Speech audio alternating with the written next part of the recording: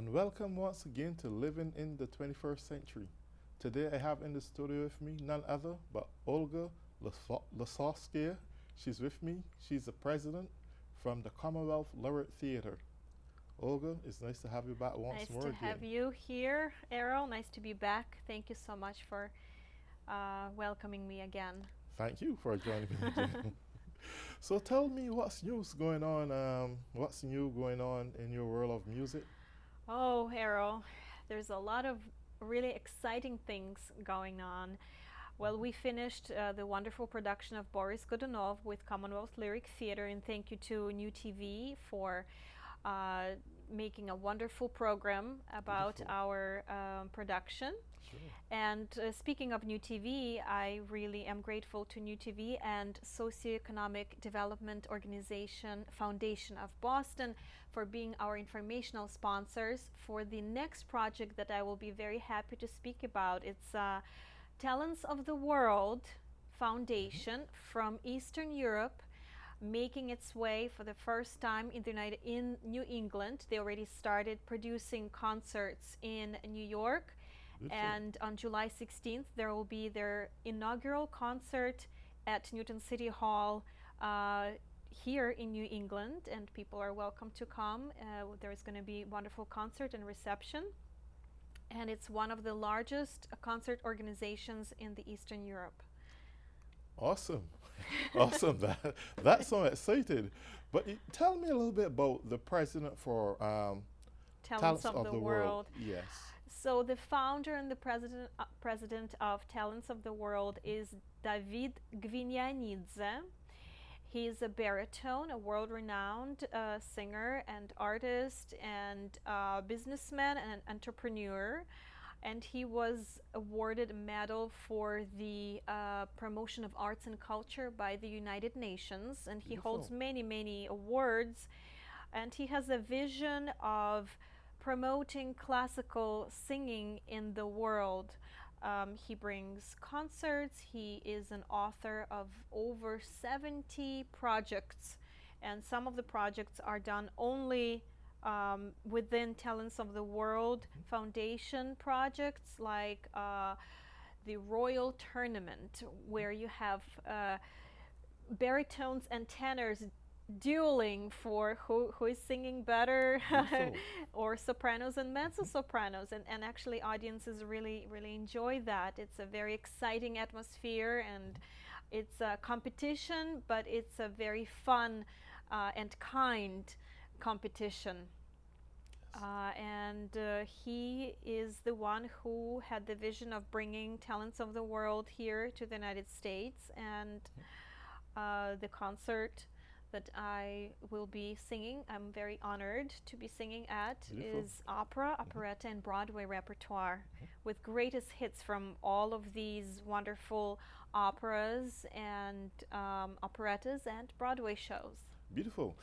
This I'm excited about this because one of the things that many people don't know is that opera has a way of maintaining a psychological balance in their spirit.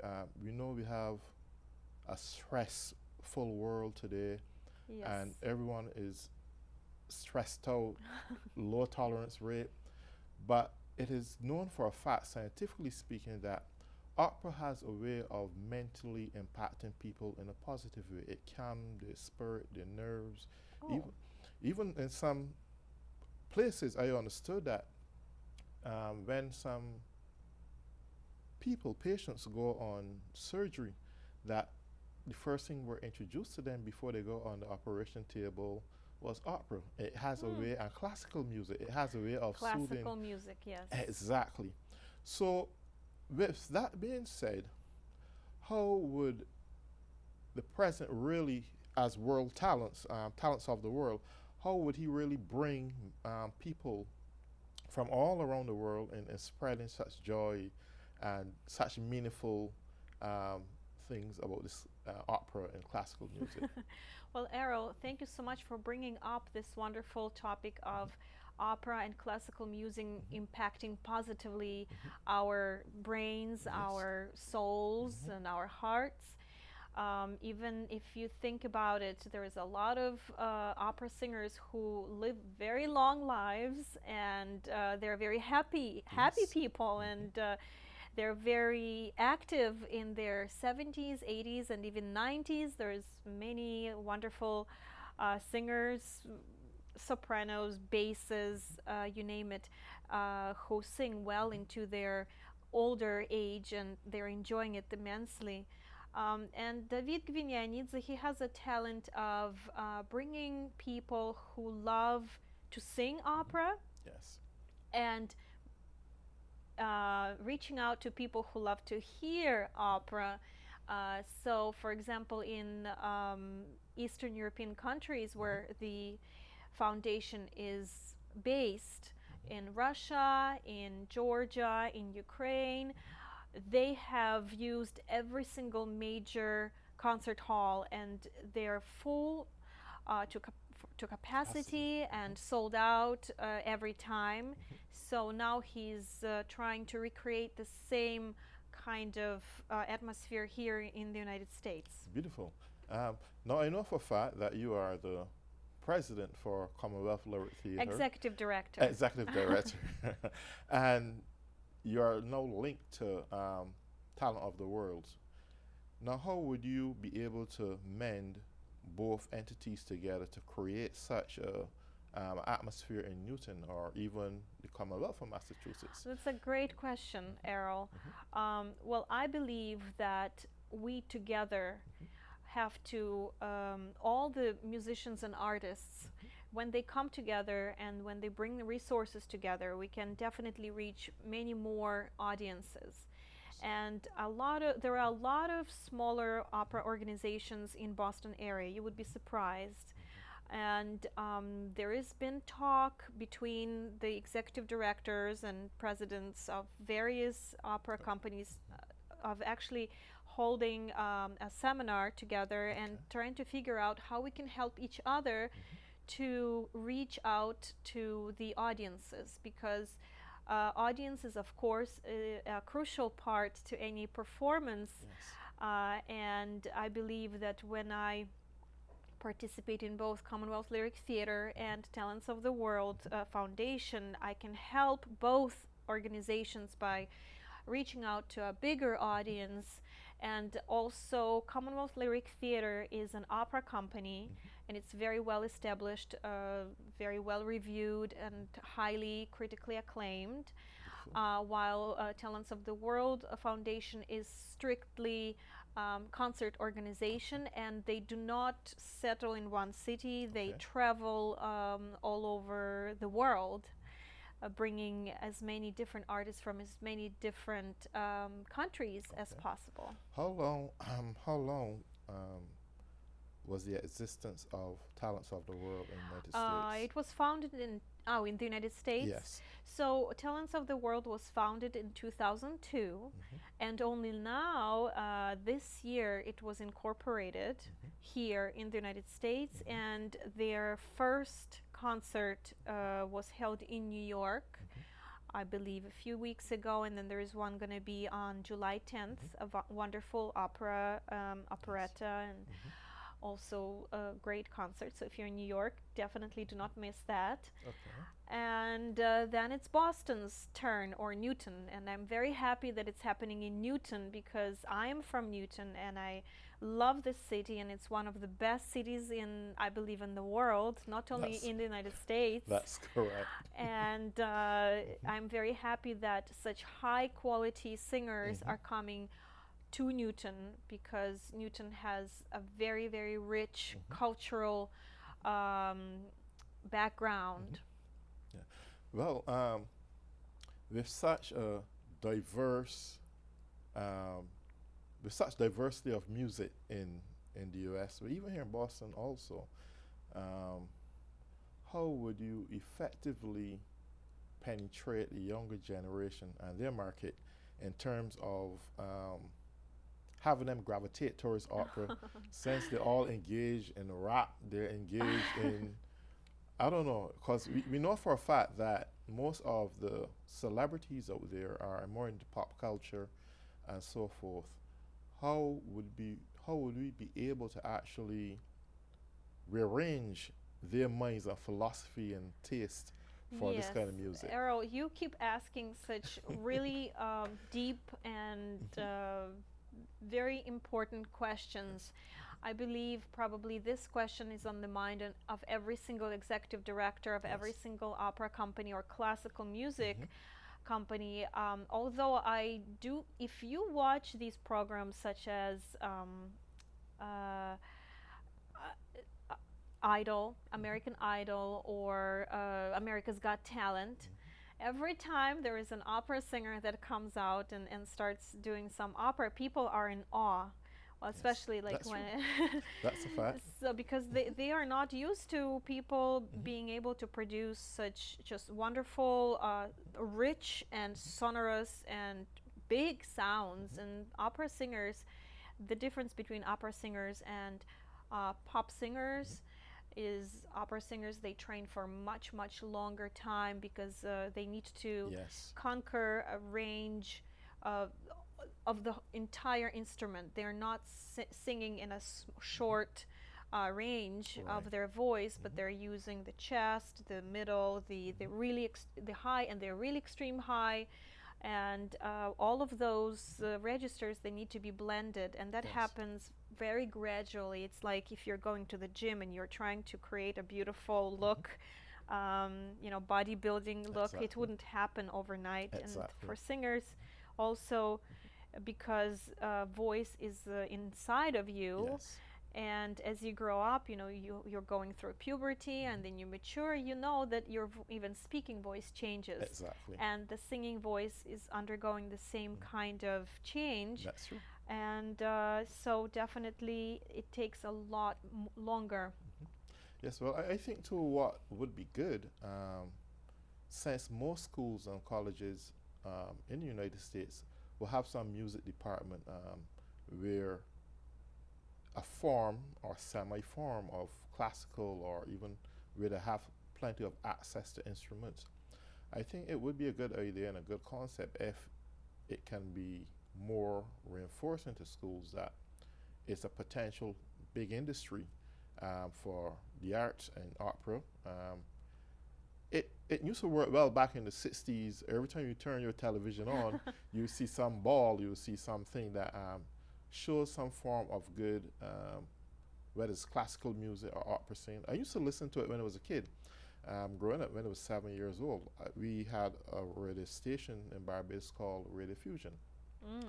And Radio Fusion, 1 o'clock every day, uses to play classical music, and we get music from people like Sebastian Bach, we get Tchaikovsky, we get Mozart, and the list goes on and on. Yes. And it was inculcated in you from young to try singing in opera. I think it was the same in the United Hmm. States as well. So I'm hoping that everything is cyclical in history, and I Okay. believe strongly that it will Okay. come back Yes. to that. Yes. Well, what I think at this time though, there's a clip that you want to roll, and I think this will highlight a little bit of what we are talking about. So we're going to go to the David Gvignanidze's rendition of a very famous yes, Mario Lanza's crown number, Be My Love. exactly. So we will have that played right now, coming from the studio. Be my love.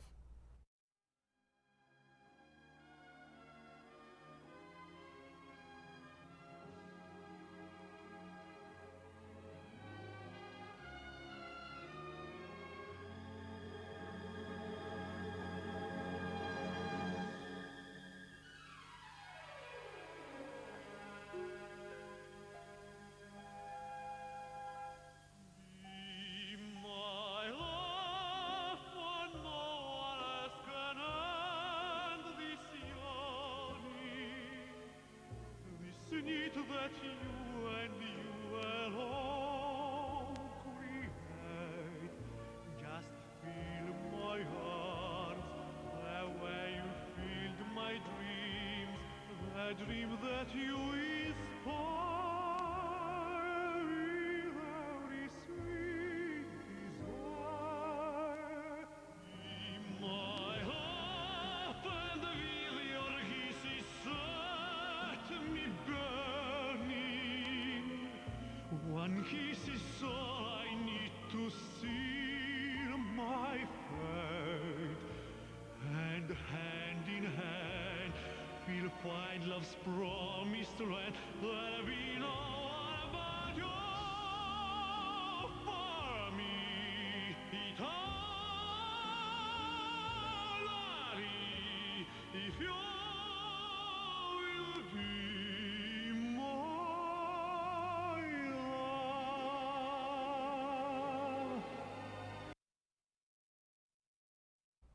Well, yes, we just admire that beautiful clip there. Yeah, it was very well done by Russian television. Beautiful. Can we expect to see a prototype to this exhibiting at Newton City Hall? Very looking forward for. Oh, you on the are 16th. going to see an amazing, phenomenal program on July 16th. Opera, as I said, there's going to be some. Basically, the program will be greatest hits from opera, operetta, and Broadway, and a few lesser-known numbers. One by composer and singer who is going to be singing, Adam Klein from Metropolitan Opera. A wonderful singer and very smart singer and musician and composer. So he will be performing his own aria from his own opera. I'm very curious to hear it. I've never heard it before in his in live performance. So I'm looking forward to it. And I will be singing a Ukrainian aria that is very beautiful, but nobody has really heard it here. But the rest of the program is greatest hits, like Nessun Dorma, a very famous aria from Puccini's Turandot, and excerpts from Rigoletto. Give us a note. Give us a note. Give us a note. Sing a note. Let us hear it. So yeah, I will sing a little bit. Like for example, operetta. There will be from Die Fledermaus, a very famous operetta. We'll sing a trio, and I will sing a very famous aria. My dear Marquis, it seems to me you should employ more tact. If I may advise, better use your eyes and think before you act, and so on and so forth. Beautiful. I don't want to sing too much because. But beautiful. But you won't have to sing because there's a next clip that we're going to air, and we're going to ask the studio again to just roll that footage and let us take a look at this piece. That's a Ukrainian song. Let's see what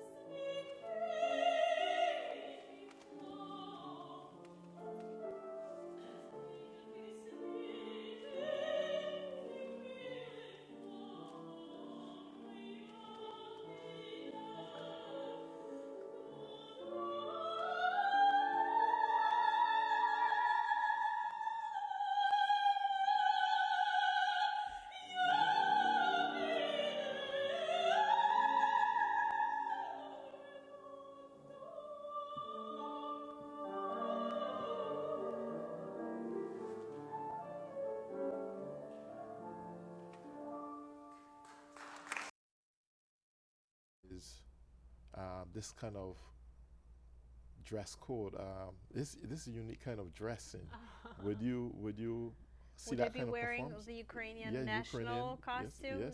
I don't think so, although if you really ask, if you really like it, of course. Okay. So the first piece there was not the Ukrainian song, it was an excerpt of Don Pasquale, a duet Okay. with Alexander Prokhorov Okay. as Don Pasquale and Lydia Yankovskaya as the director, Okay. the conductor. Okay. Well, okay. Well, unfortunately, we missed that piece. So sorry about that. But let's get ahead of the more important thing here right now, because I think this is going to be capturing a lot of probably the residents of Newton attention. I'm quite sure there are young potential opera singers out there, those who possibly maybe in classical, who may very well want to get involved in something like this. How would you be able to connect to these people? Is there a way or some means that they can get in touch with you? Of course. Yes, so if you would like to just get in touch with me, I can give you my email, lisovska1 at AOL.com. So it's LISOVSKA1 at AOL.com, and I'm very good with email. But of course, the best way probably if you come to the concert and then stay afterwards to chat, and we can Yes. definitely connect and see how what we can Right. figure out together. Correct. Would you be grooming any younger generation where they can be challenged, their talents can be challenged, where you may offer an award to who best suit the atmosphere of classical music or even opera singing?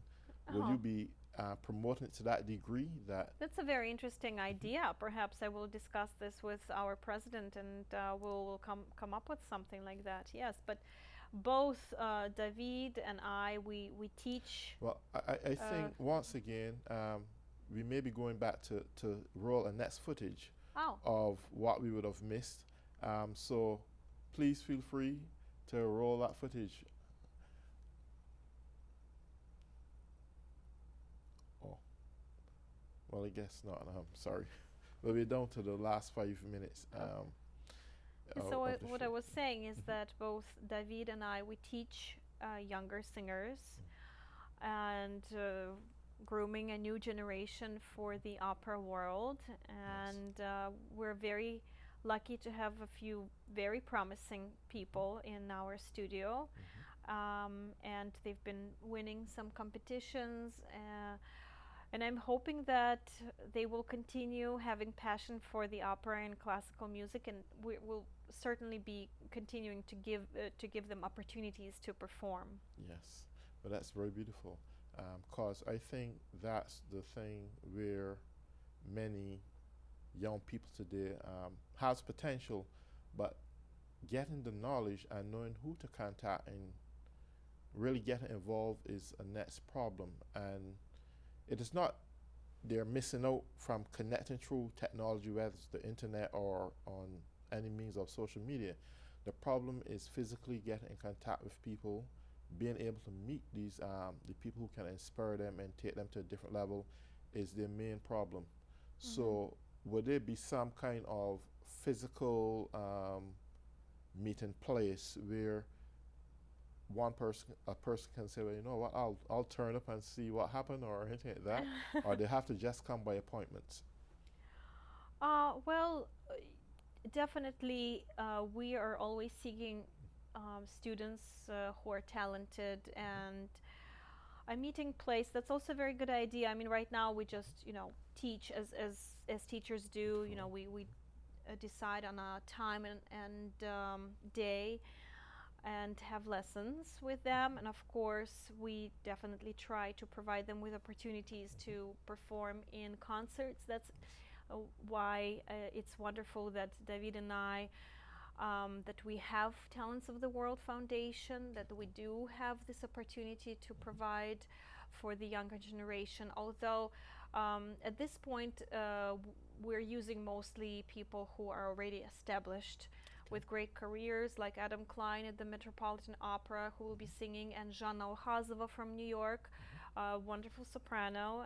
We studied together here in Boston, and she just keeps going further and further in a wonderful career. And David and I, and perhaps a few of his students will take part in the concert. Beautiful.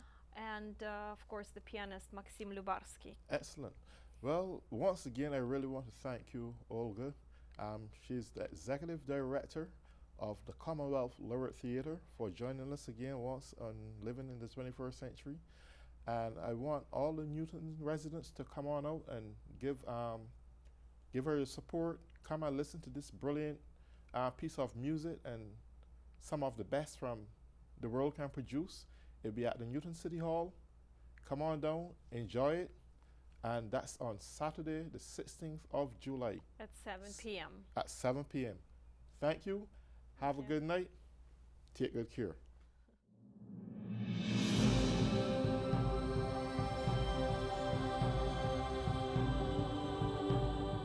Hey, look, it's those guys. What's up? What's happening today? Let's hit those pearly whites, man. Yeah! The boys, check it, step.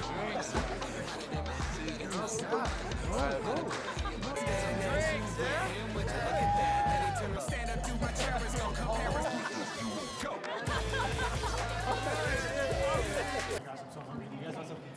Ooh, cute.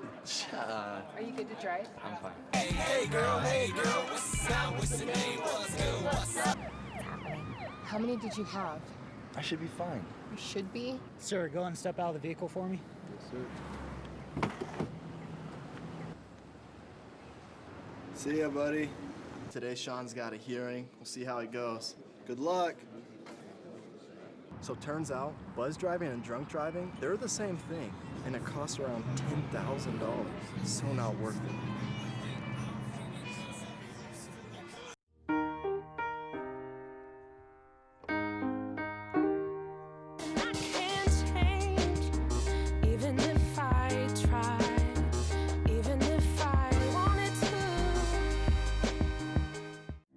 When some people struggle with their mortgage payments, they become frozen. But the people who take action are far more likely to get the most positive outcome. Call this free government program for the option that's right for you. I'm Jenny Garth, and as a mother of 3, I know kids worry about a lot of things. Getting enough food to eat shouldn't be one of them. But here in America, that is a real worry for 1 in 5 children. This is unacceptable, and something Feeding America is working to solve. Through a nationwide network of food banks, Feeding America serves virtually every community in the United States, including yours. See how you can help your community. Visit feedingamerica.org. Together, we can solve hunger. Together, we're Feeding America.